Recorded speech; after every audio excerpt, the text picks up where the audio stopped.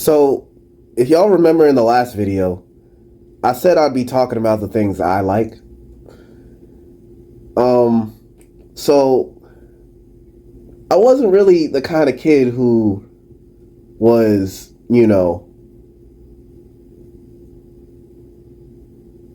into sports like that. I still got into sports, but it wasn't that serious. And, you know, it kind of reflected in a lot of other things too. So, I don't know. Where am I going with this? So pretty much when it comes to like gaming in general, I'm kind of the same way. There are certain genres of games you would never catch me playing on my off day. Like, you would never see me playing like Call of Duty or freaking Fallout or something like around those lines. But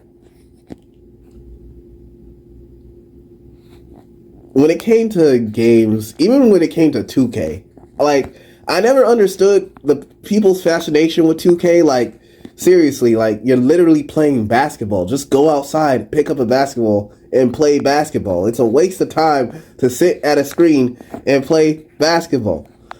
But I digress. To me personally, if there's any genre of video game I feel really touched me to the soul, it's fighting games.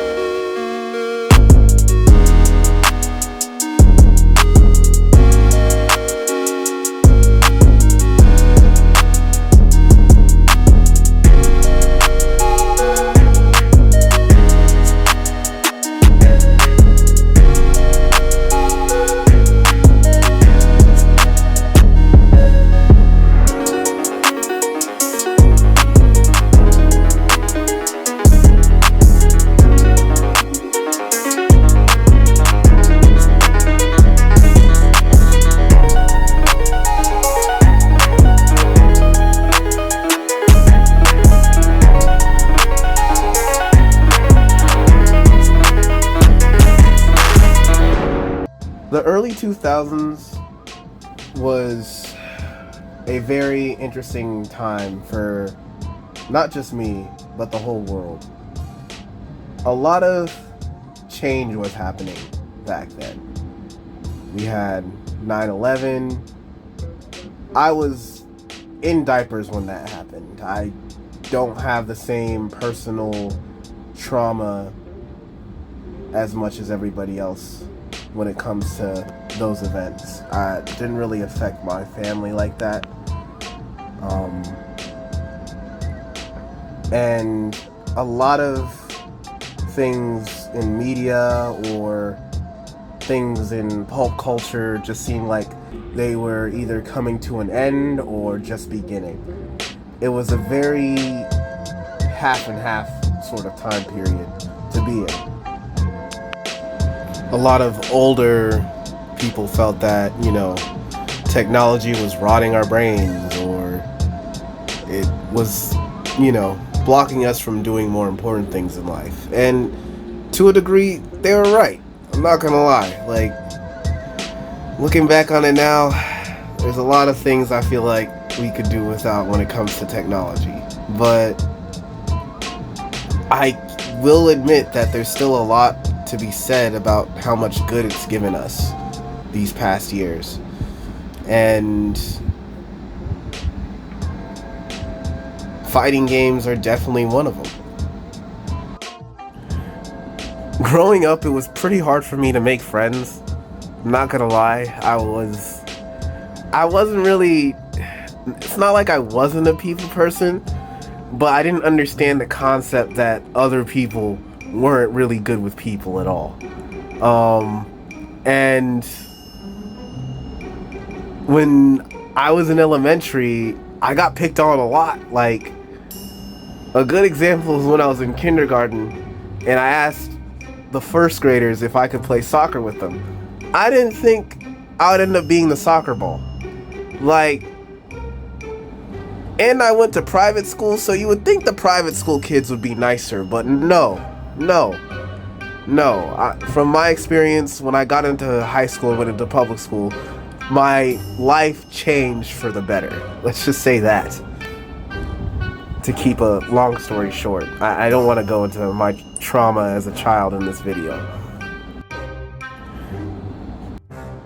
Despite those silly factors affecting my mental and my life, I feel like I still found peace in arcades. My mom worked pretty far from where we lived and also pretty far from my school, so usually when she picked me up, you know, we would always stop by like an arcade or a pizza place. And, you know, they'd be pretty empty because arcades were pretty much dying out in the early 2000s. Like, most people had PlayStations in their house or 64s or GameCubes and all that. So you wouldn't really see many people in these places, especially during the time I was growing up. But, you know, they were still open, and it was pretty chill to just sit there and, like, hang out. The great thing about it was there wasn't a whole lot of older kids that would be able to pick on me, so I pretty much made the best of it. There were plenty of games there, and at the time, I know my mom knew a bunch of kids were getting their own systems at home and stuff, and she was really busy, so she just didn't have the money at the time, so this was the best thing I had to experiencing that at a young age. And there are plenty of games there. Some I remember really well, some I don't, and it's one of those things I really appreciate even having the chance to experience. Before all that, my older brother was really heavy into comics, and he showed me, you know, all these different characters like Spider-Man, the X-Men, and we would watch reruns of certain episodes. I just remember those characters really fondly, and it really relates to this because even though I did play games in the arcade, I didn't really think much of the characters that were on the screen until I came across this one arcade cabinet.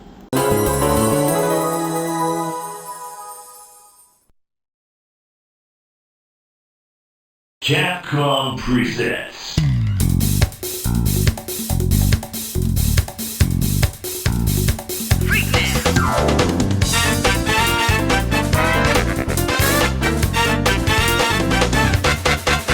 Ready?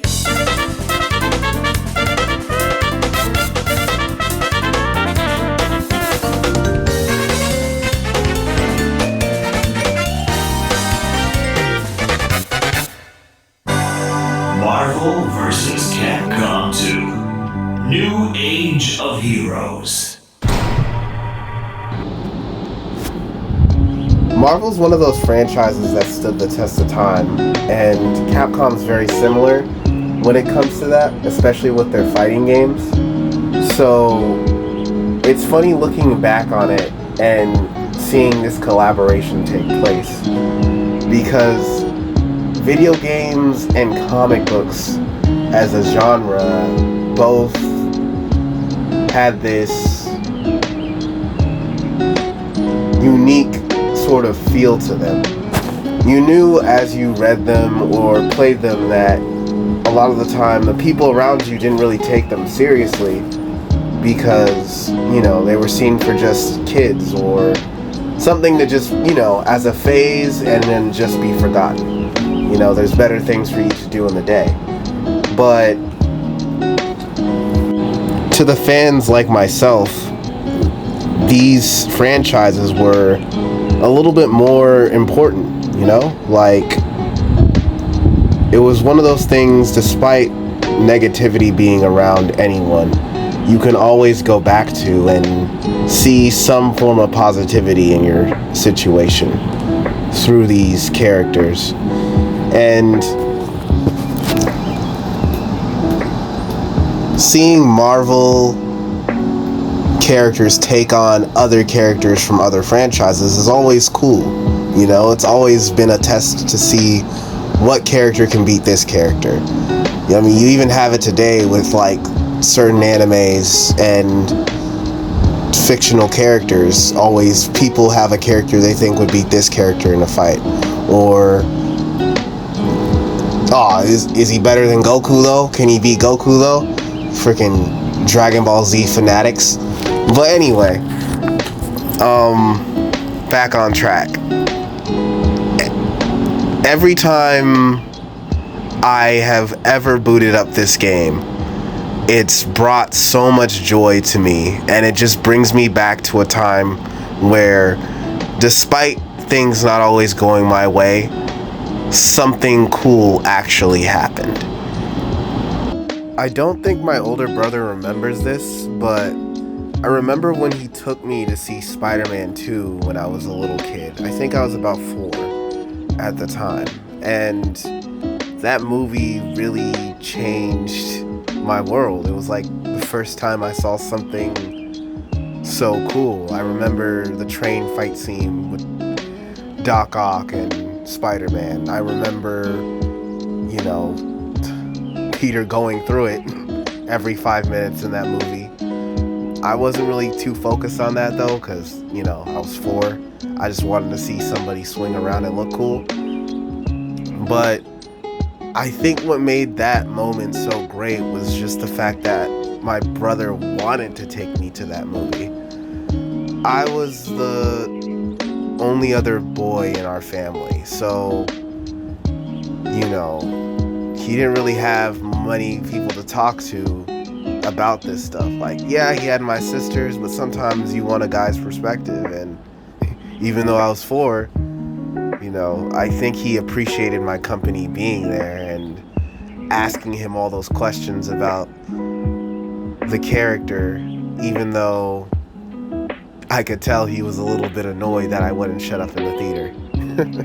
Marvel vs. Capcom 2, I gravitated to the game pretty easily. Like, there were enough characters in there that I was familiar with. Like, I've seen the Fantastic Four, I read some of the comics, I know about the X-Men, because my brother's comic collection of those characters is pretty big.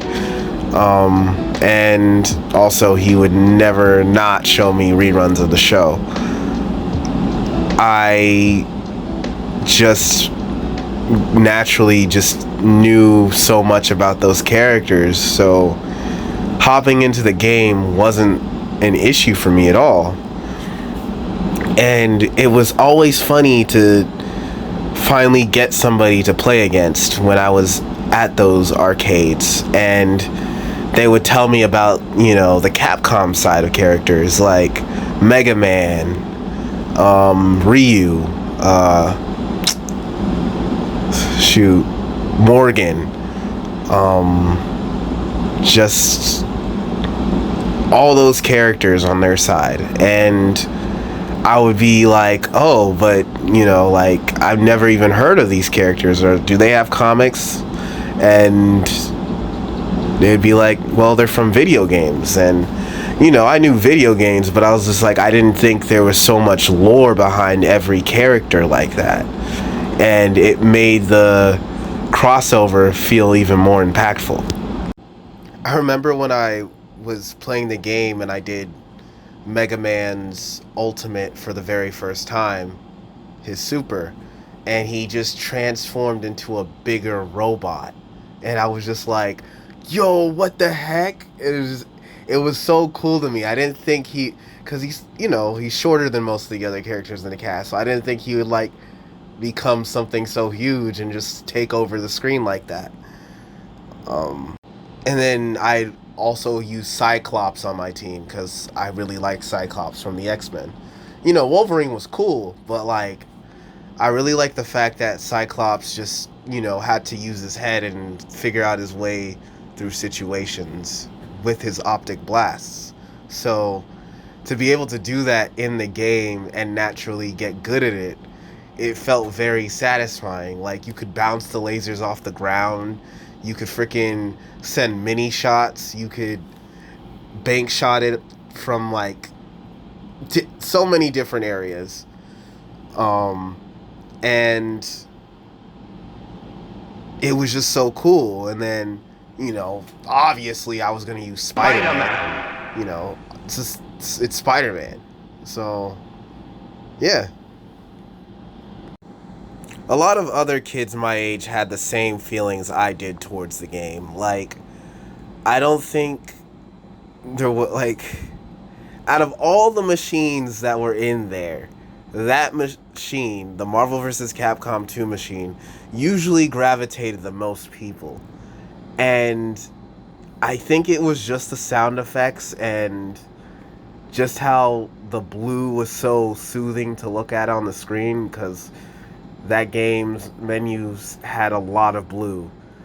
But, you would hear the different discussions behind you, like, oh, like, there's no way Ryu could beat Wolverine, or there's no way freaking Bison's gonna lose to Doctor Doom. Bison, I didn't even know as a character at the time, but I was like, look, Doom is Doom. He ain't beating Doom. I'm sorry. But it's just funny that those little discussions would have so much impact on me even now as I'm older and 23. It's just funny looking back and just realizing that people were around something and not talking about something in a negative way. It was more intrigue. And I really miss that feeling, and having the opportunity to play this game on modern hardware feels absolutely amazing. And I really want everybody else to experience this too. Like, it may not be the same. Yeah, you're not in an arcade, but just because you're not good at a game or you're having trouble with something doesn't mean you should just stop playing. Like, and, enjoy it. I feel like we've forgotten how to enjoy things. I know a lot of people who grew up in the early 2000s are now adults now. I'm 23, and it's hard. It's not easy. Like, day by day, I realize that, I gotta focus on the things in front of me. And it was hard for me to really understand that going forward, especially even after I went through 2-year college.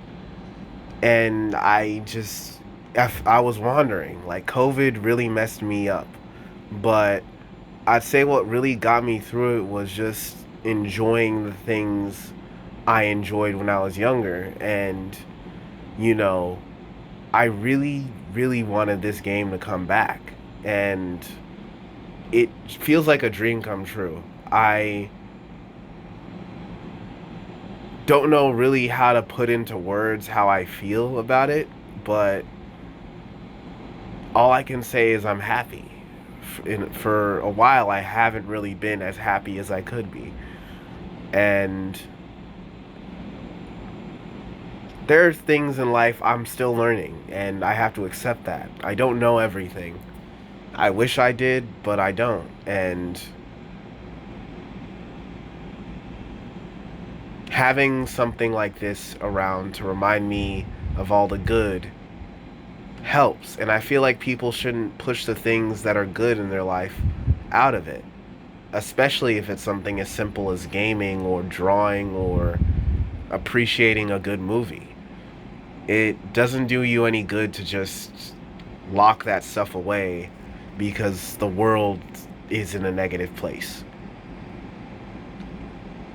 So you shouldn't. Just don't do it. It's not worth it. Trust me, it's not worth it.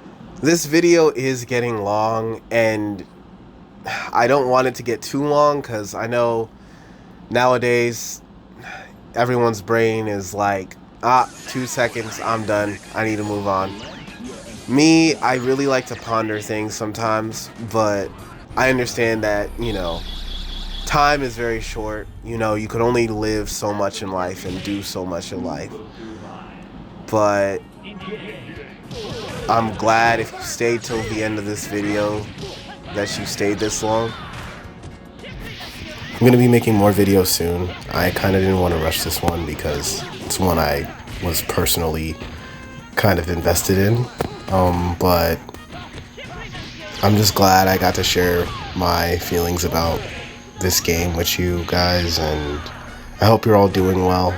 I know it's been crazy these past 3 to 2 years, but yeah, I just wanted to make a video. Hopefully this video makes you feel good during the day. You listen to it. You don't listen to it, it's fine. Hope you all have a good day. Also, I have 2 YouTube channels. If you're watching this on the Lord XRZ channel, that one's gonna mainly turn into a just like, gameplay compilation channel. I don't really put too much on there. But this one, Philosopher Aura 101, is gonna be my main channel where you see me talk about stuff more deeply that I like. I just wanted to add this in here, so just to give you guys the heads up, so you're not like confused or anything. Alright, peace.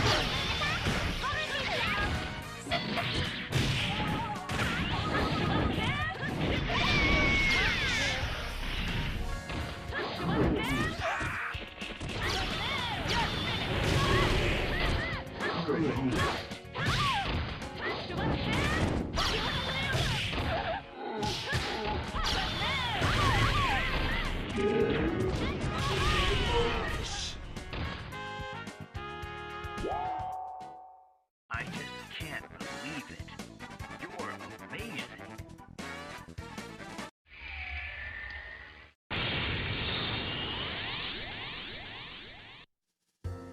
Thanks for playing Marvel vs. Capcom 2.